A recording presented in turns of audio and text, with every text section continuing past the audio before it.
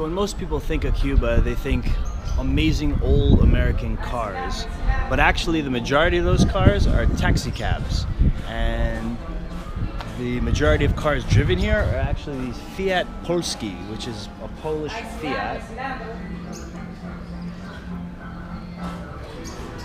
It's tiny, and compared to the giant old American cars, it's probably highly unsafe. You see tons of these things all over. You also see a lot of these Russian Ladas.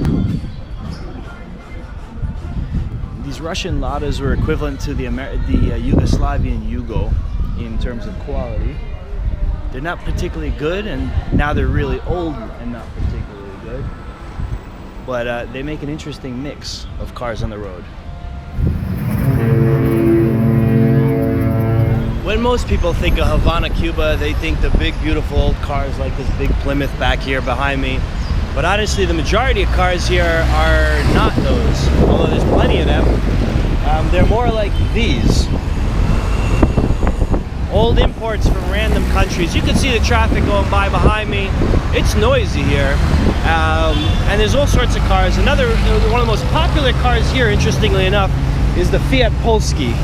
This tiny little micro machine of a car, which is always entertaining when you match it up to these big, 1950s Dodge. It's literally the back of the car. Well, you can see the size of this thing. It's tiny. The Fiat Polski is actually a rear engine, so the engine's in the back, and it actually has a frunk. So all you Tesla lovers, this tiny ancient machine's got a frunk. Here's another one. And another one. Now there are new cars here too, like this Audi going by.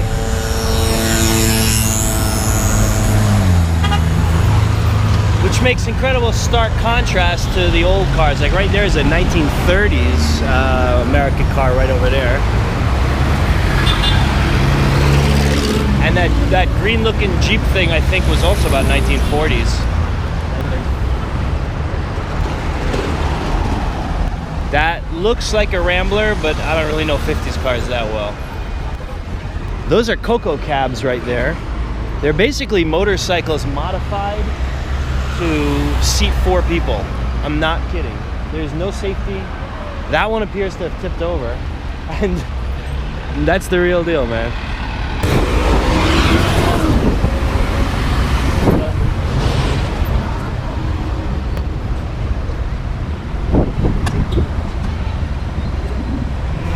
That Coco cab seats 4 people, is powered by a motorcycle, is light enough to lift the whole thing up by hand, and use a stick as your support while you change a tire.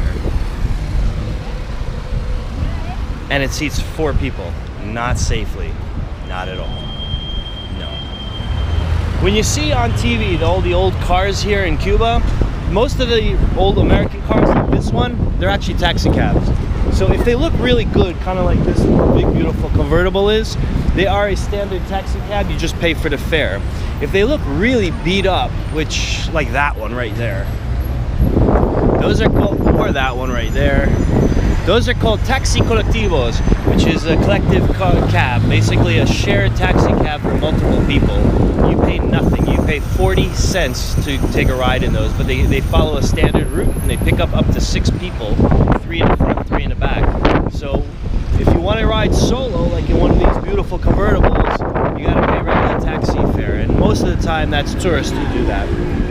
There is also those Cuba taxis right there, which are standard old Russian Lada cars that are supposedly dirt cheap. I've yet to take a ride in one, but I heard there's something like pennies for every ride you take in them, which is ironic because gasoline here is $4 a gallon. It's $1 a liter, which is kind of crazy considering how little money they earn, but that's what it costs.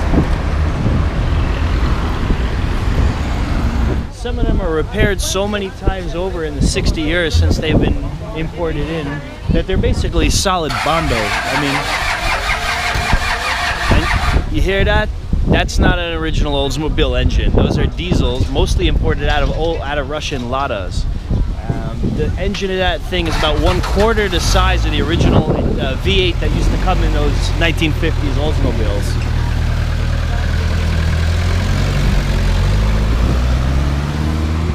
The interiors are usually completely stripped out and modernized. In this particular one, there's some kind of Lada steering wheel in an old American car. I mean, some of them look really like patch-up jobs. Some of them look like straight out of a Mad Max film. I mean, that's just one solid pile of Bondo. It's beautiful, but it's all Bondo, and it looks like there's not even the original chassis because it's sitting so high.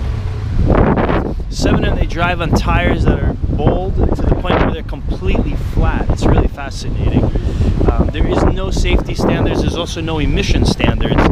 You could just see that straight here. Take a look at this exhaust pipe. That appears to be a 4-inch diameter exhaust pipe.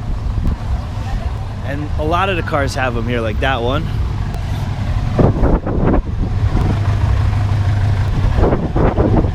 You hear that clackety clack clack? That's the sound of a diesel.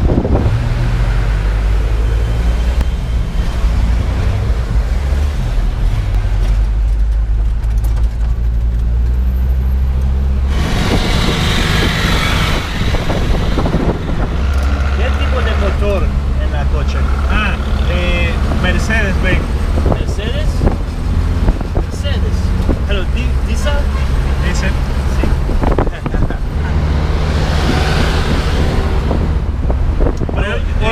Original de Chevrolet es sí.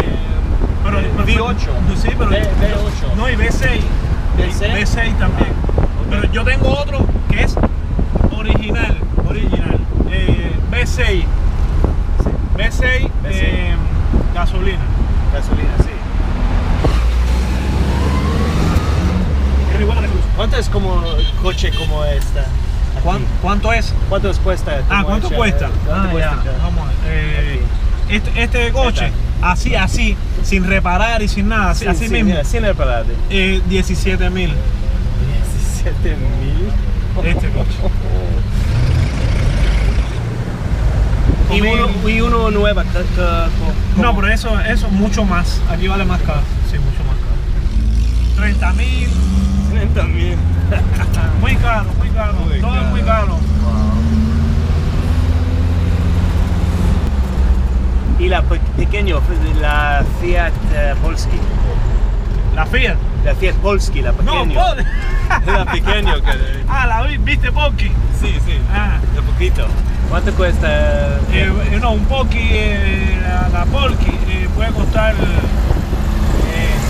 6.000. 6.000, ok. 6.000 o 6.000, 7.000, depende.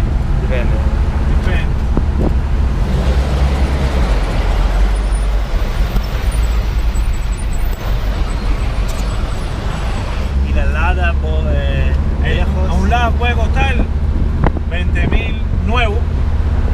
Nuevo, muy bueno. ¿Nuevo? Depende con el estado. ¿Tenemos nuevo? ¿La Lada? Sí. Ella es de Rusia, ¿no? De Rusia. Ok. Pero todo viejo. Todo es viejo. No, pero sí los hay muy buenos, los hay muy bonitos. 20.000. La 20.000. verdad. Wow. 20.000. Ok.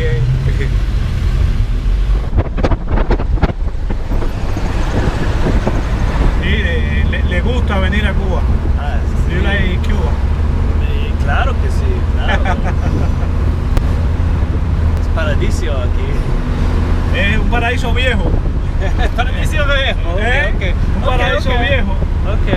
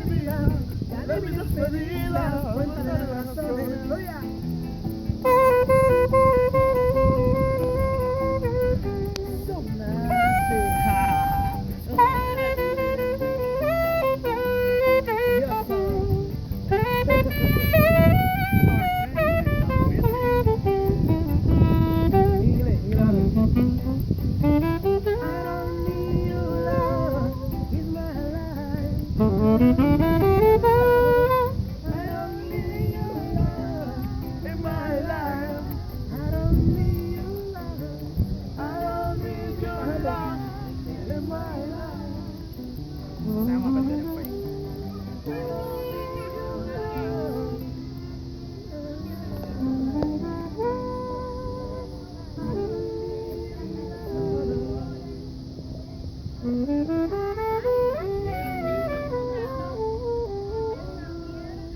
yo, yo, yo, yo, yo, yo, yo, yo.